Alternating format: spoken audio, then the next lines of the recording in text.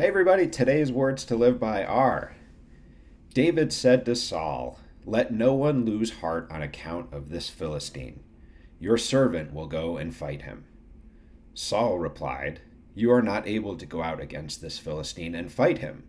You are only a young man, and he has been a warrior from his youth." And that is from Samuel 17, that passage. I think a lot of us know what ends up happening. It's the David versus Goliath scene, and this passage sort of sets the table about what David was up against, namely that David was a young shepherd boy, and he was surrounded by jealous family members and people that didn't believe in him, and a cowardly king, and all of these elements that are sort of getting in and trying to distract David from his own faith in himself, but also in God for him. And even if you don't believe in God or you don't follow God, I think just the belief and having faith in your higher power and understanding that there's going to be critics everywhere. And I think just from pop culture, I think about the movie Hoosiers a lot. I don't know who's seen the movie Hoosiers out there. It's from the 1980s, a long time ago.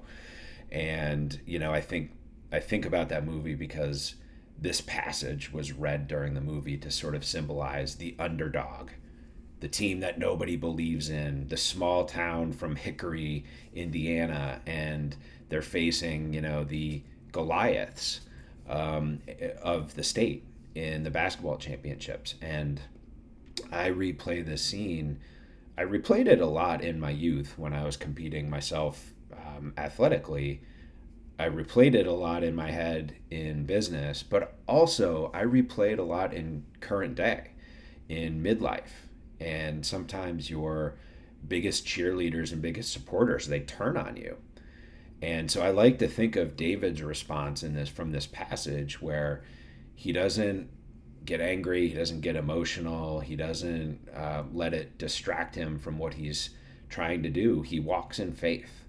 And I think it's just so powerful to understand sort of what this particular passage that I read sets the stage for, which is ultimately, the David versus Goliath, sort of encounter.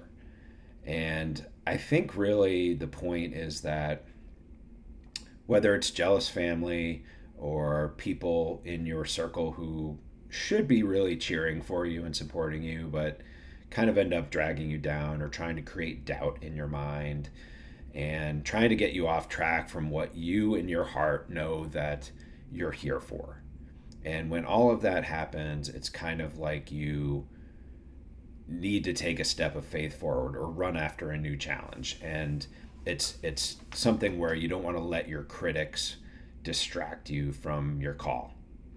And someone or something else will handle your critics, whether you believe in God and the natural order of the universe or something else.